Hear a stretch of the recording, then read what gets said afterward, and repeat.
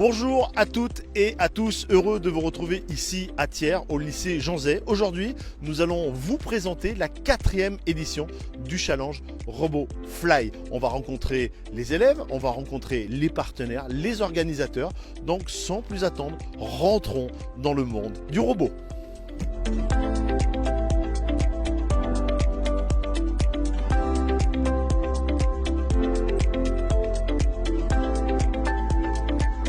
Pascal, bonjour. Bonjour. Vous êtes l'un des pionniers du challenge et vous êtes ici à Thiers pour cette 4e édition. Est-ce qu'on peut parler de cette 4e édition et un petit peu l'histoire de ce challenge?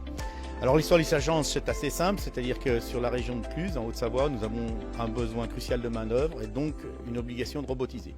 Mais le frein à la robotisation, c'est les compétences dans les entreprises. C'est-à-dire qu'il y a beaucoup de sociétés qui sont en capacité d'intégrer des robots, mais il y a peu de sociétés qui sont en capacité d'utiliser des robots. Donc notre idée avec M. Claret, puisqu'à l'époque j'étais dans l'éducation nationale, nous avons eu l'idée de faire un concours qui désacralise l'utilisation du robot. Donc c'est comme ça qu'est né RobotFly, avec une participation d'étudiants, une participation d'industriels sur du matériel réel. Donc l'idée c'était effectivement d'avoir une vraie cellule industrielle et une machine industrielle pour montrer aux jeunes, en l'espace d'une journée, qu'ils étaient capables de comprendre comment le robot marchait et de programmer pour remplacer le travail d'un opérateur.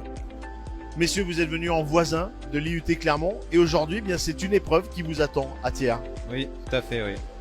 On est venu de Clermont pour réaliser des épreuves pour le concours RobotFly. Donc là, on a terminé l'épreuve de la cellule qui consistait à réaliser des mouvements avec un robot industriel. On a, je pense, plutôt bien réussi.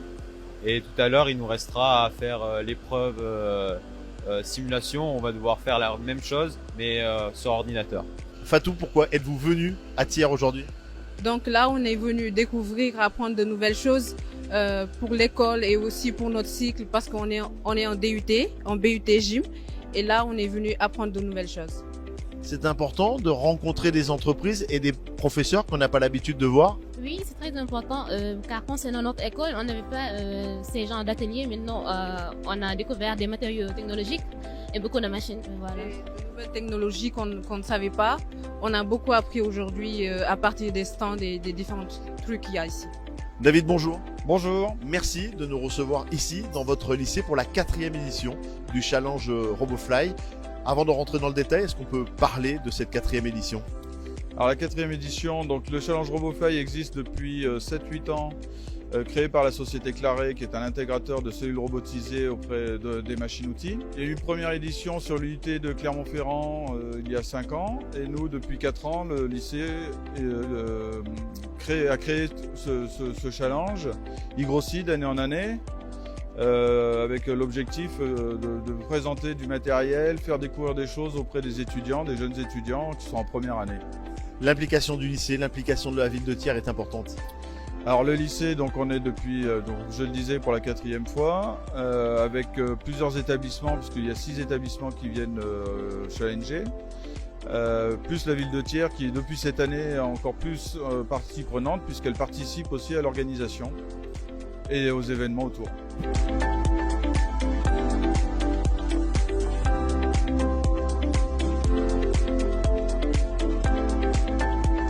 Merci à toutes et à tous de nous avoir suivis pour la 4e édition du challenge RobotFly. Nous sommes rentrés dans le monde de l'industrie, dans le monde de l'apprentissage ici à Thiers, en attendant eh bien, la finale qui aura lieu le 7 mars à Cluse. Merci de nous suivre, merci de votre fidélité aux réseaux sociaux et aux canaux de diffusion de la ville de Thiers et je vous dis à très vite pour une prochaine interview.